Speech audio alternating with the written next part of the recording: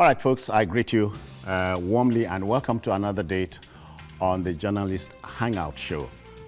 I am Citizen Jones Usen. Today on the program, bandits strike in Buhari's hometown, sees in-law of the Edukon, just as EFCC boss Magu accuses governors of promoting insecurity just to inflate security vote. And later on, this one, Barcelona trounced Liverpool 3-0 in Champions League semi-final. I'm hanging out with Babajide Kolade Otitoju. Jide, I greet you as always. I greet you, Citizen. Janet Mba Afolabi is here. Janet, ideme. Song. Your people are watching, so tell them. Ideme song 80.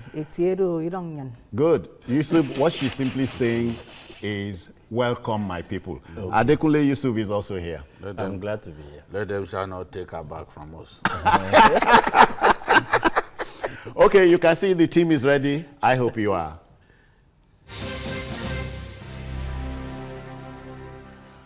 Daredevilry or hardiness, these appear to underscore the showing of bandits in our country who are not only upping the ante, but drawing the line in the sand. Reports reaching us say a group of devil-maker brigands stormed the home of Alaju Musa Umar, who is not just the district head of Daura, the president's hometown, but doubles as father-in-law to the Edukon, the ADC, and took him away. The Wednesday evening attack may defy logic, but speaks to the growing menace of banditry, which is the new Frankenstein. Now, wait a minute. Have you heard the bombshell from the EFCC boss, Ibrahim Magu?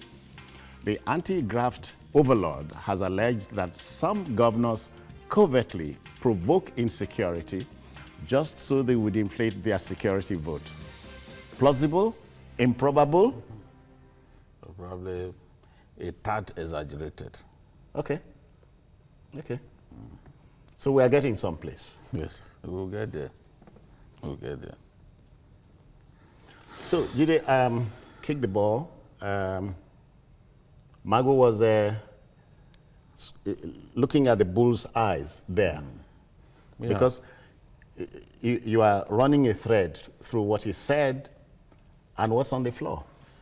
The truth is, governors determine what they take as security votes. And usually when there is crisis in the land, it's a kind of justification for them to put more money aside as security votes. For example, in Delta State, during the Bori era, you know, there was a time when we had the Jaw and the Shekiri crisis.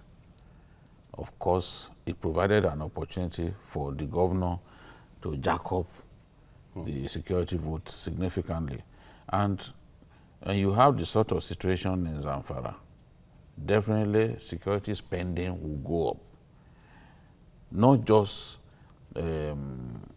security spending that is audited. Security vote is not subject to audit. That will also go up. There are some legitimate things that they do in the area of security that are even captured in the budget. You understand? Like buying some things for some police and so on, and the other security agencies. Yeah. Those ones are usually captured in the state budget. You see the budget of a state. You see so much money set aside for security. That is different. But security votes and the use to which governors put security votes to will suggest to you that a sizable proportion of it is not spent on security.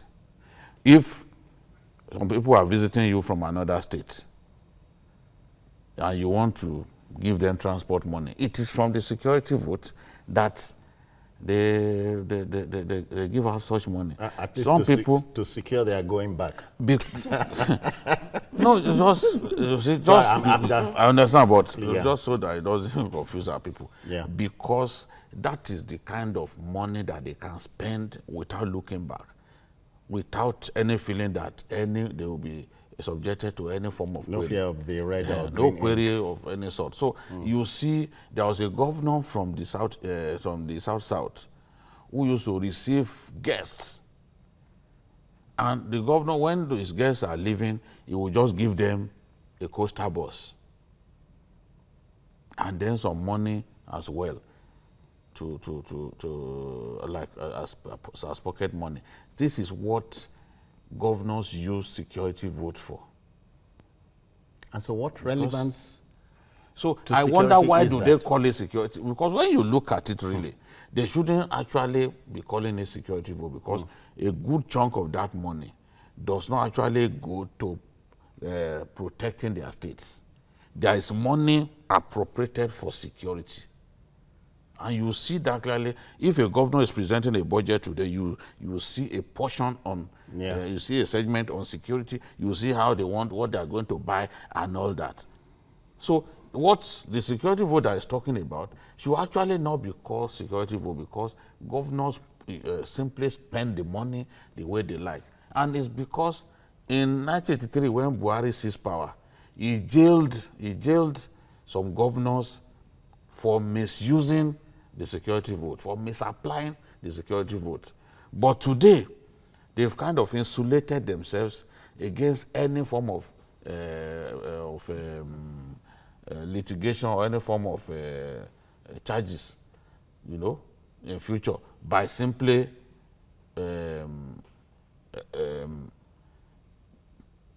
taking money from the security vote that they know. I don't know who came up with the idea that the security vote should not be subject to any form of audit. But it has played into the hands of the current generation of governors, and they simply use the money loosely. Janet,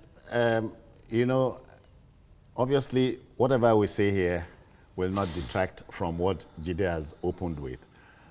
Security, northwest, northeast, in your mind's eyes, and you look at the Abuja-Kaduna road, security is one big problem there. And so you are asking, are the security forces overwhelmed?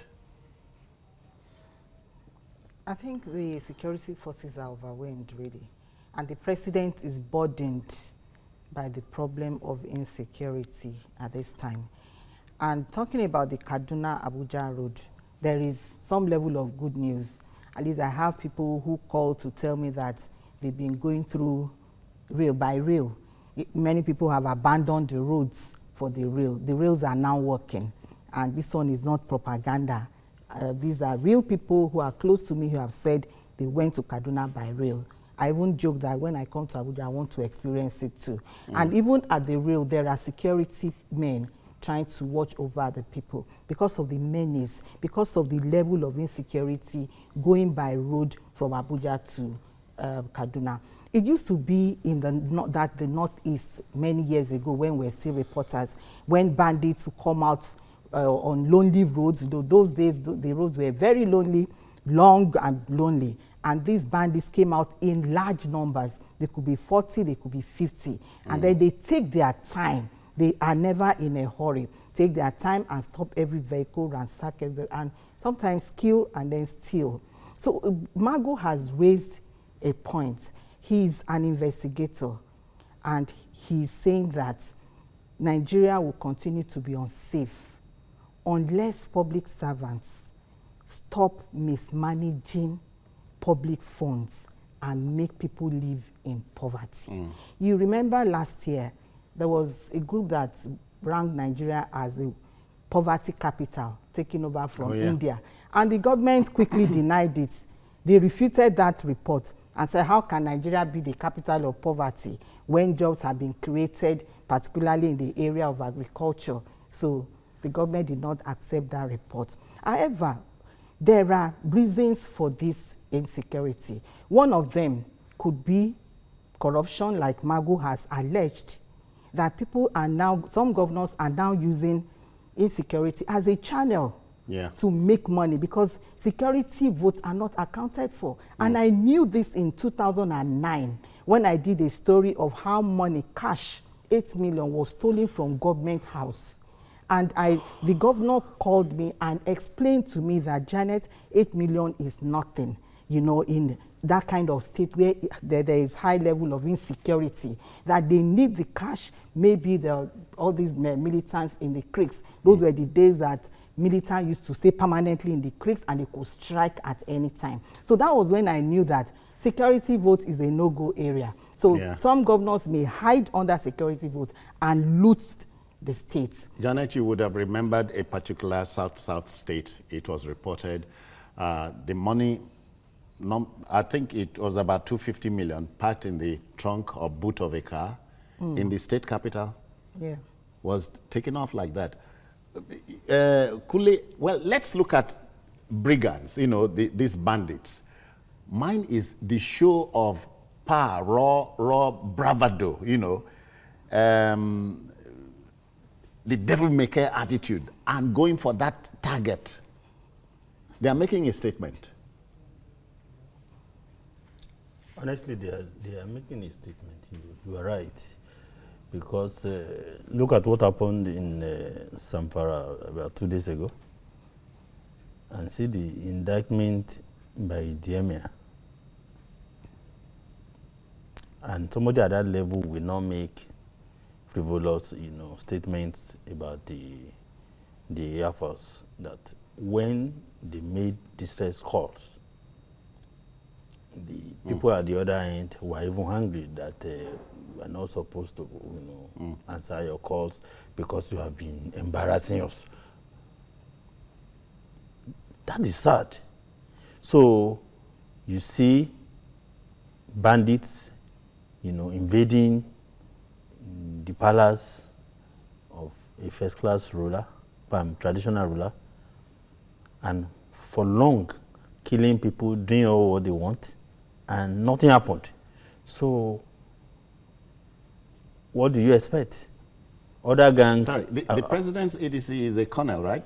Yes. Yes. So that's the father of the colonel? No, I'm not even talking about Castina now. I'm talking about Zamfara. Okay. This one is about 2 days ago. Struck me now. The person kidnapped is an in-law to both the ADC and to the president. Wow. So from Zamfara to Kaduna to Castina, it's not really easy. Life is hellish in those areas. I'm brutish. I'm brutish. What people are suffering in that place. Don't forget that at some point, the governor of that state was, I think in January this year, was actually calling for a state of emergency. I mean, I'm talking about Castina. Yeah. Governor Masari, that some months before that, you remember that the governor of Zamfara, who is the chairman of Nigeria Governors Forum, was actually asking that please declare a state of emergency in my state. That it's like it's no longer capable of, you know, providing security for the people of a state. Imagine somebody indicting himself. He must have gone through a lot. If you go again, if you go to, you know, Borno State, the governor there, what he said at some point, the level of insecurity today, we may be talking as if it's limited to the north, even though it's more pronounced in the north. It's all over the country. We are talking about armed banditry. What about all these court wars all over the place? Killing people almost every time. Even here in Lagos. If you go to Ketu, go to Ojota, go to Ikorodu, you see all the young boys. I witnessed one, I was shocked. They wore black attires and they were passing in front of police. They weren't in any vehicle, they were even threatening. And nobody stopped them. And they would go to the houses of their target and whatever, kill them and brought the cops outside and they would go. So it's really a big problem now, and with the way we are going, only God. You know, it speaks to national security. The number one citizen is the commander-in-chief. The governor of any state is the chief security officer of that state. And so you expect a beeline from your governor, for instance, to the presidency and at any point in time. You remember Rivers, they were talking about the east-west road. It's becoming no go. And so you are looking at these states, Edo, Delta, Bayelsa, Rivers, and Akwa Ibom. Can't all the governors there form a super alliance and nip this thing in the bud? You mean the insecurity? Yeah, I mean, if they pull resources together. Yeah, they can try. They can try, but No less so in the north, as we are saying. it's not as easy as it seems. We have not done anything for years to address poverty. We have not done anything significant for years to address unemployment. Now, many people in the north, including the young, the uneducated Fulani, they now see an opportunity, a big opportunity in kidnapping. And it's extremely difficult to get them to stop, except to kill them. They are not likely to stop. Because, as I always say, any line of business with a huge profit margin, Nigerians will kill to remain in it.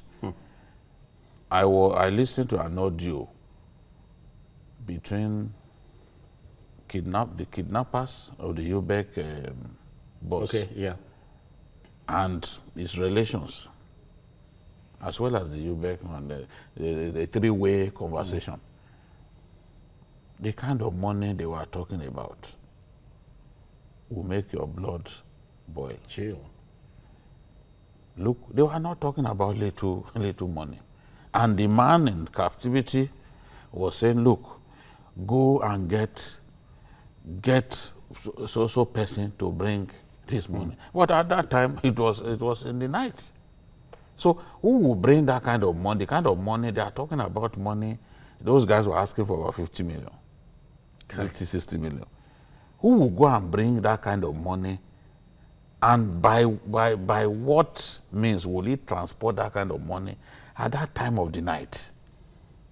Because those guys were clearly in a hurry. And you know, they are impatient, they are into drugs, so they can do anything to the captive. So, and at the other end, the fellow was saying, look, I can bring so amount of money in the morning. Even then, that sum was a hefty sum of money. I don't want to mention it here. Running into millions. I said, I can bring it in the morning. If you people will just be patient. Such discussions are common. When those twin sisters from Katsina State were kidnapped, they were going for a wedding and they were kidnapped. They were asking for 100 million. You hear the kind of money that kidnappers ask for these days. Gide, what about the other day, the funeral procession? Yes. Seized the corpse and asked for 150 million. Yeah, if you can't capture the living, you can the capture dead. the dead. Oh, come that's on, the point that they are making. And you've heard when they kidnapped the big lawyer Ozekome, he paid about 80 million. 80 million. That's a lot of money. So if kidnappers get paid that kind of money in our country, it's going to be extremely difficult to get them to stop kidnapping people, because one, is safer to kidnap people than to get involved in armed robbery. Yeah. In armed robbery, even if you steal a bracelet in the market square, you are not likely to come out alive. There are people waiting to give you the necklace treatment. But for kidnapping, they do it so discreetly. They are not going to allow you to transfer money electronically to them. You will bring the cash. You transfer money electronically to a kidnapper. You must be joking. No, people suggest that. Look, why? They say, no, you must bring it. You must bring it, and they collect everything. They collect it in full. Oh, yeah. Oh, yeah. Before releasing the... and no unreceipted. Yes, no tax paid. You know, Janet, you know, kidnapping is... No tax paid on I'm it. sorry if I incited you. No, it's all right. If you pass through the bank, the banks will make deductions. You know, if you transfer the electronically, the banks will be waiting to make deductions. You know, look, kidnapping has become an advanced form of robbery, as Judah said. But advance is in the dock, but the case is like an epileptic child. Today you go die, tomorrow you go wake up, and so on. So you are kidnapping, there must be something in it we don't already know. Yeah, because some of the kidnappers, which are mostly youth, they allege that there is an uneven distribution of wealth. So they kidnap so as to get access to that part of wealth. That is what they feel. And there is, we mentioned Evans. They may still be looking, you know, police tell you they have not found evidence against Evans enough to jail him, enough to try him. And that is also one of the causes of insecurity. The source of the delay or the judicial. You know, inadequate prosecution of people who have kidnapped, that's kidnappers, and of those who have been a serious threat to peace and are threatening peace. Inadequate prosecution of these people are also a reason for high rise of insecurity. Unemployment, like Jide said, is one of them, and illiteracy among the youth. We also have the problem of drug abuse. Are many of these youths employable? You also look at that. Some of them are employable. Many may not be employable, but they don't have... What I mean is, how much can you afford to pay a youth now who is dreaming big? And... you know, relate that.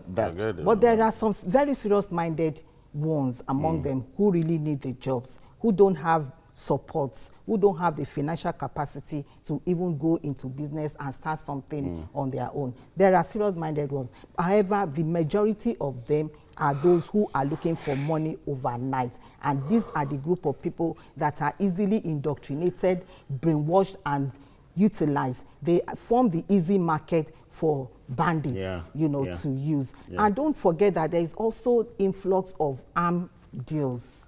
Arms in the country. So many arms are in the country. Sometimes they show pictures about your borders. And the borders, particularly in the north, are so porous. We have about 150 footpaths in the north. So you cross from Cameroon to the north. From some people live in Borno State, but they go to church in Cameroon. I have seen them before. Yes, it is that close. You can cook soup in Borno State and collect eba in Cameroon. Boy. It's that close. Kule, you know, many states, including mine, Akwa Ibom, have outlawed kidnapping. In fact, it is death. I know Edo State, Akwa Ibom said Bayelsa, but nobody has been arraigned. I don't, if only to make a statement. I think maybe there is a conspiracy somewhere that we don't really know. You see, when the idea of registering your SIM came out, it was to stop us from being the laughingstock of human race. Because I remember, you know, when I began my graduate studies in the US, and this idea came up that in Nigeria, there's no need to register, just take a SIM and start using it. Everybody was aghast. That, you mean what? But when the idea came to Nigeria, I was extremely happy because this is one of the,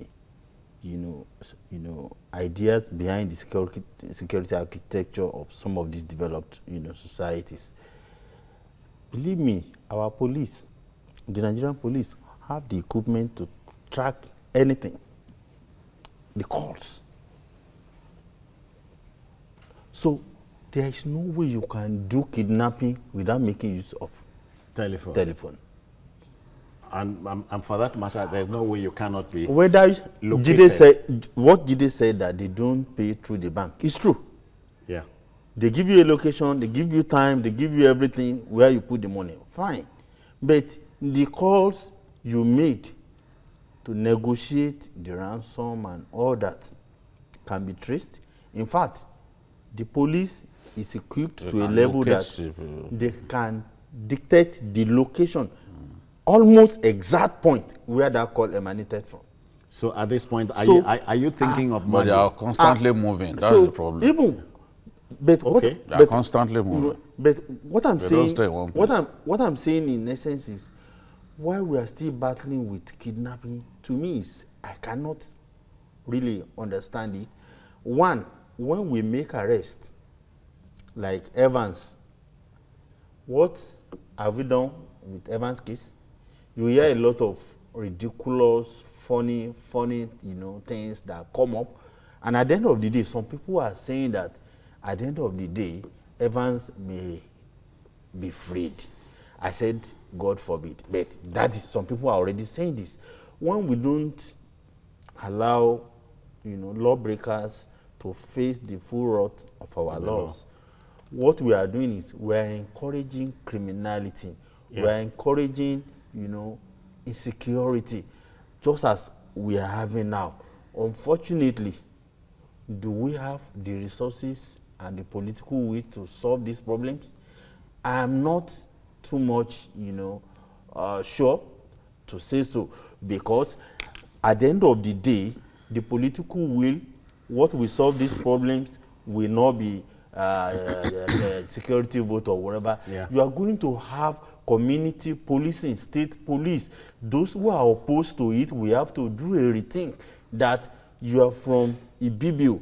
If you are allowed to police your community now, I don't think you want to do evil in that community that you will call your own. It's a 50-50 chance, given what we have now. Then you will understand the local culture, the demographics. When you are told that kidnappers have become brazen, what does it mean? They look you straight in the eyes and do whatever. You know one thing that bothers me so much?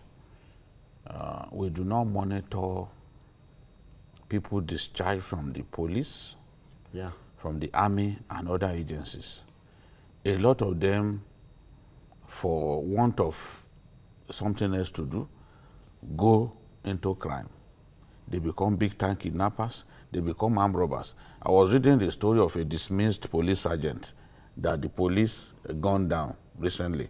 Remember also the case of the SAS officer who was dismissed and ended up among the robbers who robbed those banks in Offa. So these are the people, when they set up these gangs, they are the ones who provide the training that cost us money, to make them good enough for national service. They will now impart that knowledge. They will give that training to the people who work under them. So a lot of the criminals, a lot of the criminal gangs that you see, there are people who are dismissed from the army, people who are dismissed or discharged from the police, or even DSS and other security agencies who have the training. And for such people, because of the training that they have, a lot of them are also in Boko Haram. Some of these junior army officers, the ones that they call other ranks, warrant officers, retired corporals, they were the ones who taught Boko Haram fighters how to operate the gun, how to even drive armored tanks. They were the ones, they were the first set of people who gave them the training. Yes, so we need to do something about, monitor these guys. Monitor them, because we are seeing increasingly that a lot of them take to crime. All right, then, we must take a breather here. We are as worried as you are. Please don't go away.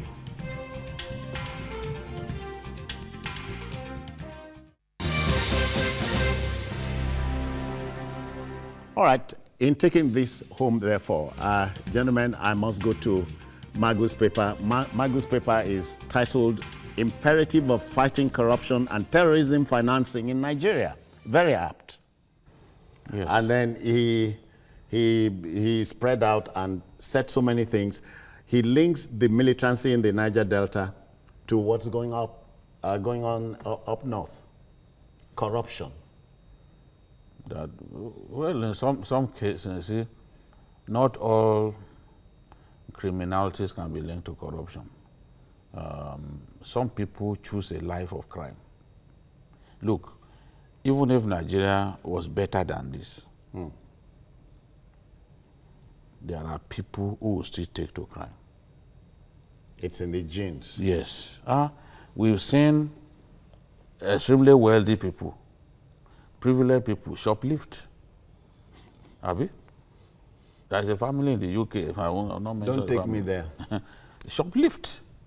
You have everything. No, that's on our old age, Kosa. Go on. You are the one who can explain why it happened. But at that level, you shouldn't shoplift. So there are some people, even if they have everything, they will still steal.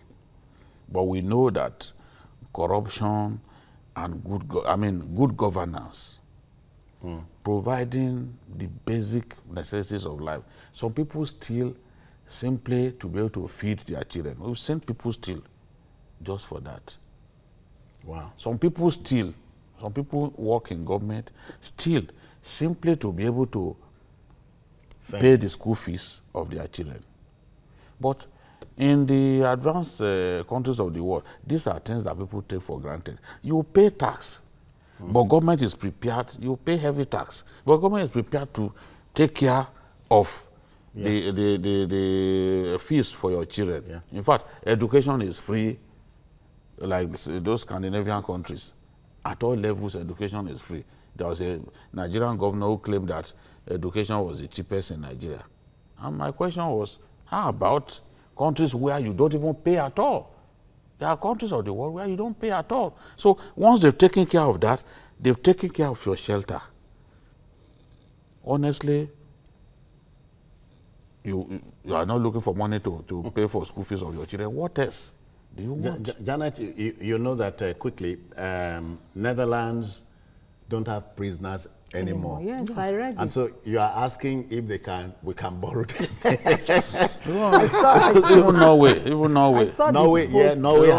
they have shut down their prison yards. Yes, I saw the post and I laughed. You know, And if we see some of their prisons, they are like 7-star hotels, 5-star hotels. Yes. Fantastic with golf course and all that. And one person will be occupying something like a duplex, and you call that a person a prisoner. He has his barbecue. Kunle, don't get fascinated by that. I've not completed my thoughts. Yeah, go on. Okay, I was saying that I saw the post and I smiled because Nigeria is the direct opposite. Awaiting trials in Nigerian prisons today are even more than those who have been convicted. Please add to that list over 3,000 people condemned prison inmates across the country. Across the country. They have been condemned, but no governor wants to sign the death warrant. One particular governor said, I don't want blood on my hands. It's just cowardice. Cowardice on the part of those governors. I mean, if you do not want to feel the heat, why get into the kitchen? Or are they feeling that they were sentenced innocently? Or no, did they call for how many of such cases? Why did are they call for the record? Yes. Why is there that sense of Supreme Court? So are you saying that Supreme Court also aired? Yes. So why that feel of guilt if the person that was convicted to, sentenced to death is truly, guilty? So those are the issues that should be raised. All right, gentlemen, we must pass over, but let the debate continue. Truth must be told. Kidnapping is a Frankenstein, and we must face it. Okay, the round leather game lives because of the stars and the artists who kick it around. The 2019 UEFA Champions League has reached the semi-finals. If the defeat of Tottenham at home by athletic-looking Ajax FC of Amsterdam on Tuesday was a shocker, then the sheer artistry of the Barcelona FC of Spain against much-fancied Liverpool of England yesterday was the leveler. The world looked forward to a dogfight between Argentine talisman Lionel Messi, and of course Europe's one of Europe's most rugged defenders, Virgil van Dijk. The scoreline 3-0 was an anticlimax. Make no mistake about it, Messi is the Peter Pan of soccer. After watching him yesterday. Yes, I think Please, so. Bish, start, yeah. I think I like the merciless Messi that is attached to his name, and I think that Messi is incomparable, and he really proved that he's a gifted left-footed footballer. He showed the art by that milestone goal that even defies the law of physics, you know, and he became the star, and he could continue to shine. He tripped you.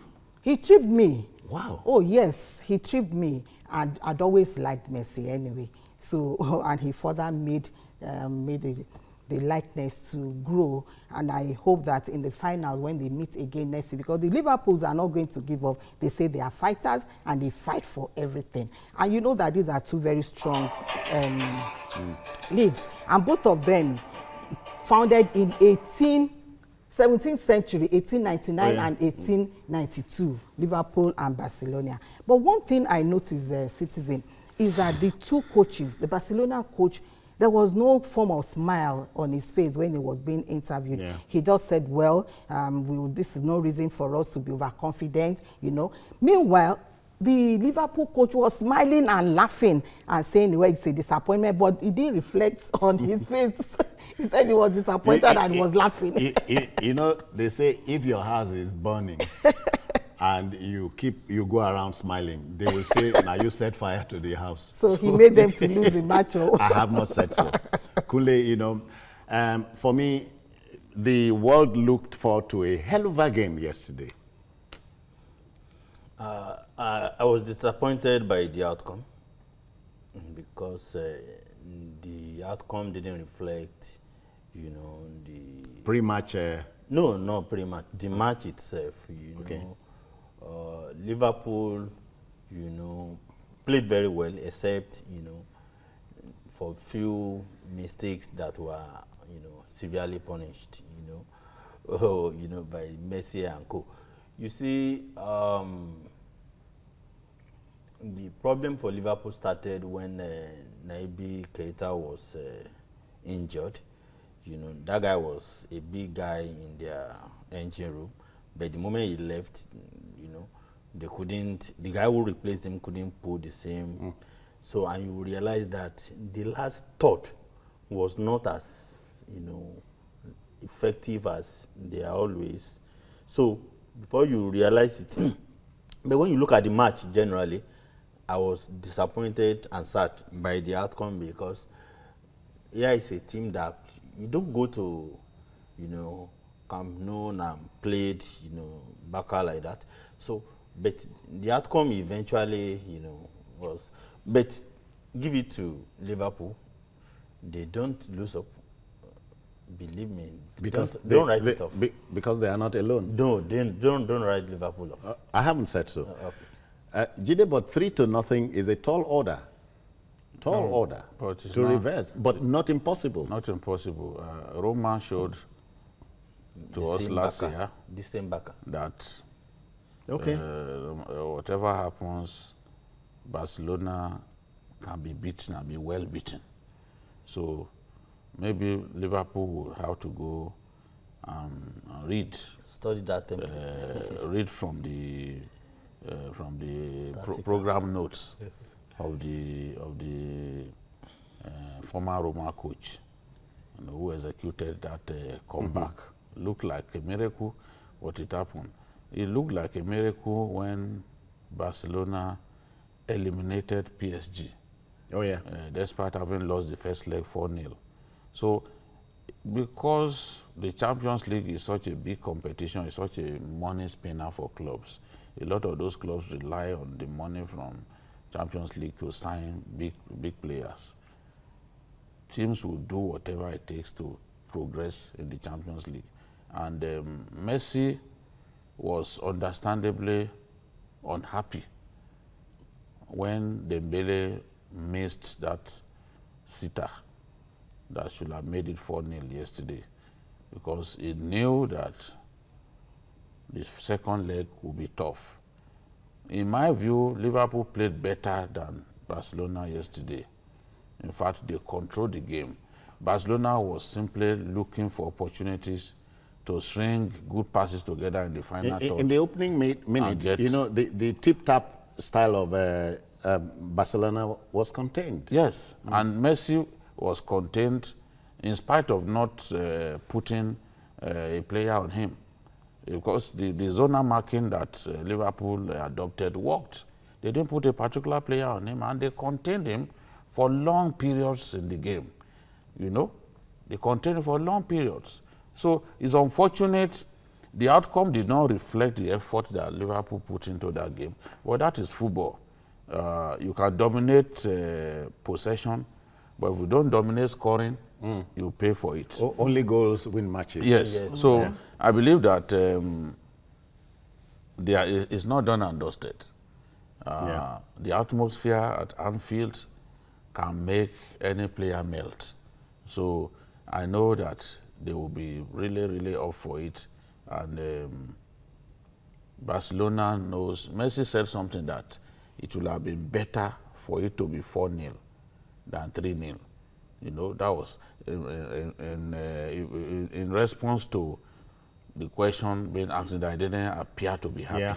He knows that because it would have Liverpool would have required 5 goals on reply. He knows that. Look, all it takes, if Liverpool can score 2 goals in the first half, they could then get another 2 in the second half. They know. And this Barcelona team, even against Manchester United, they didn't particularly play quite well. You know, and even the Uruguayan striker Suarez had not been in form for some time. So they know that it's still in the balance. It's still in the balance, and it depends on how Liverpool approach the second leg. Janet, you know, I take you back to 1995. I don't know where you were.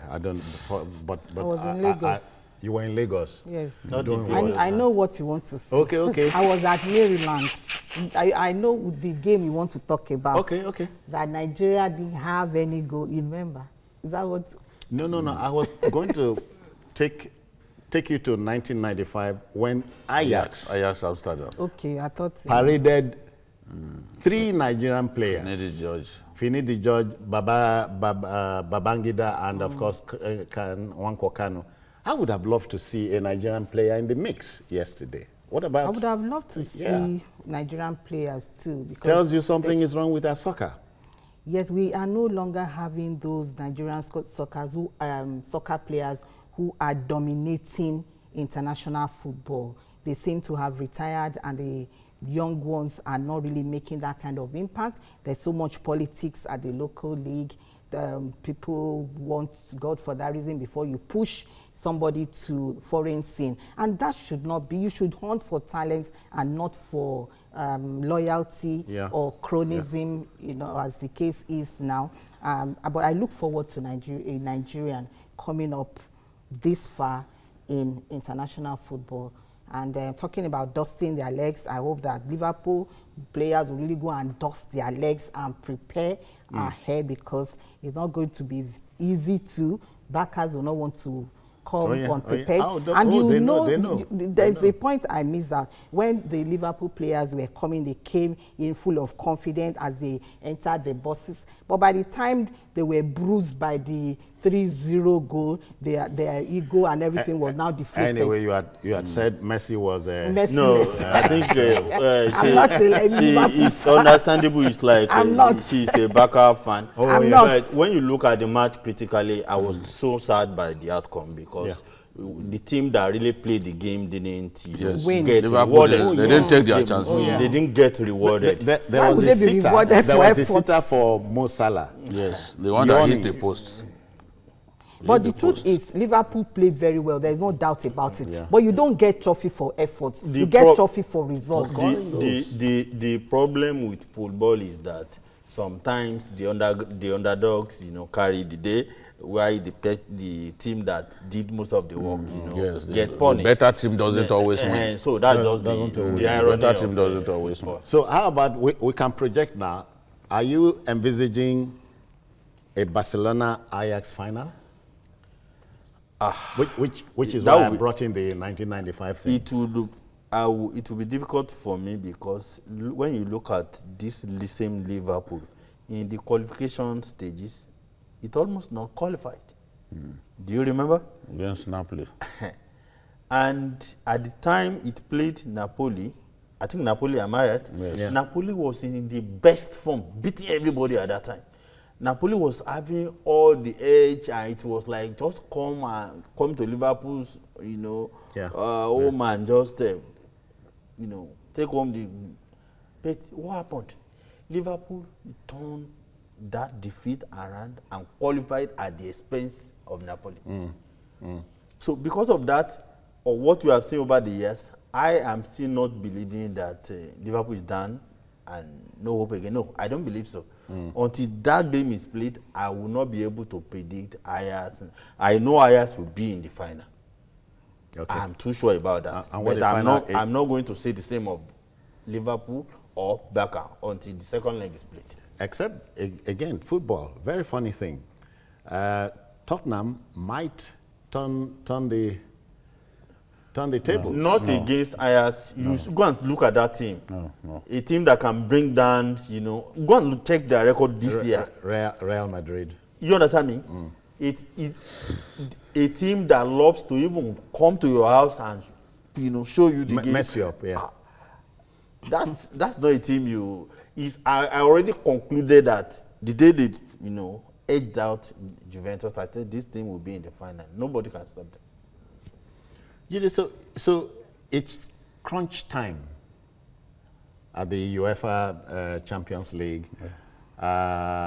Liverpool can only hope to turn the tables, which makes the second leg next week a hell of a game. Oh, it will be a very tough hell game. of a game. It will be a very tough game, and I know that for your club, who reached the final last year, and who also reached the final with his club, Dortmund, back then, I know that it's not going to be difficult for him to motivate the players. The players will be told that, look, this club, Liverpool, when it appears that they are down and out, they have a history of grinding out excellent results. And remember how they won the Champions League against Milan. Oh, yeah. After having been down by 3-0. Oh, yeah. Oh, yeah. Everyone had written them off. First half, 3-0. They came back and they won that trophy that year, led by the skipper fantastic. Captain Fantastic, Gerrard. Captain Fantastic, Steven Gerrard. So there's history on Liverpool's side. They have experience. They've won the trophy 5 times. So you will expect that they will give Barcelona a good fight. It all depends on how he approaches the game. I will expect that Roberto Firmino will start the game this time so that he can have his full attacking arsenal on display. Because probably to be able to keep Barcelona at bay, he reserved one of his strikers and preferred to play a defensive midfielder. But in the second leg, where he will really need goals, you will expect that Firmino, who came in yesterday, will start the game. And if they can do that well, if they did that well against Barcelona, and they caged Messi for long spells, the way they did, you can imagine with more than 60,000 supporters at Anfield, screaming their names and revving them up. You can imagine that Liverpool. So you are saying home advantage was a factor here? It's difficult. It's always a factor in. You see, Anfield is one of the most fantastic arenas in world football. Everyone, the fans are called the I've cup. seen, yes, the fans are fantastic. They sing from beginning to the end. So even you, as the player of the away team, you will almost even be wetting your pants when you are jogging. You are about to come onto that field because the atmosphere is unbelievable, and we've seen players talk about that. Yesterday, that it is one place. It's one place that they don't like going to, because the atmosphere, will make you fret. So. And you are likely to see red because the predominant color everywhere will be red. I'm talking about Ajax Amsterdam. The average age of those boys is 24. Yeah. Their captain is a 19-year-old boy. 19-year-old boy. So, and they dominate you. They don't just beat you. They dominate you. At a point, they had about 60-something possession. Oh, yeah. Against the home team, Tottenham. Yeah. That was the same way if you watch them against Juve. They didn't steal that victory. They dominated. They controlled the game. Quicker to the ball. They have the Faster energy. to the ball. They have the energy. And that's why they remind me of that 1995 Ajax team. You know, that team was so strong. Oh, yeah, that yeah. It also reached the final the following year. That's it. With those two Nigerian players. Tijani Babangida joined later. Yeah. But he was not in the 95 team. So, nobody... The Champions League is perfectly shaped for surprises. Let's not rule out Liverpool. Yeah. And let's not rule out Ajax, in spite of the fact that they are young. And don't forget the fact that now in the second leg, the team that will be free to play very well will not be Barca. It's because those that have nothing to lose again are Liverpool. So we're already done. There is no need to fear any fall anymore. Oh, yeah. They are going to win. And that is why when you watch Champions League, You have nothing to lose. so surprise comeback, you know, does happen, and when it happens, all of us. And you don't even need to play well for that surprise victory to happen. Yeah. Man, you didn't play particularly well Yeah. against PSG. And But it that way. they came back from behind. Janet, final note. CR7 Messi. So the debate had been on all year long. Who is the better of the two players? Mine is, I cannot say Messi is better than Ronaldo or Ronaldo is better, but both of them are God's gifts To this generation. to this generation and to the game of soccer. No. That's what I think too. Both of them have good quality in football, and they are both masters. Yeah. Oh, yeah. And they are stars, and they will continue to shine until it's time for sunsets. Oh, yeah. Ronaldo scored his 600th goal at the weekend. That's it. Messi, with that free kick, scored his own 600 goal. Yes. I like the way they control the rivalry is Yes, it's good for the game. Especially to cap the history, if Messi is able to stop being a one-man, legend. Club. You know, but I don't One-man think club. I mean one club legend. One club legend. I'm coming. You know, as a professional, if you are able to dazzle and excel in a place, Go and replicate it elsewhere. if you are able to replicate in several places, believe me, you are what people see. And then win something at national level. Messi has never won any trophy at the national level. Okay, the debate ends here. That will just about do it. But let me thank Babajide Kolade Utitoju. Thank you. I agree too. I greet you, Janet Mba Afolabi. Okay. And of course, Adekunle Yusuf. I'm glad to be here. Okay, that's the program for today. You may also see Journalist Hangout on other platforms we'll show you on the screen, and on YouTube at youtube.com/TVC News Nigeria. The feedback channel remains the same. I am Citizen Jones Hussein. Bye-bye now.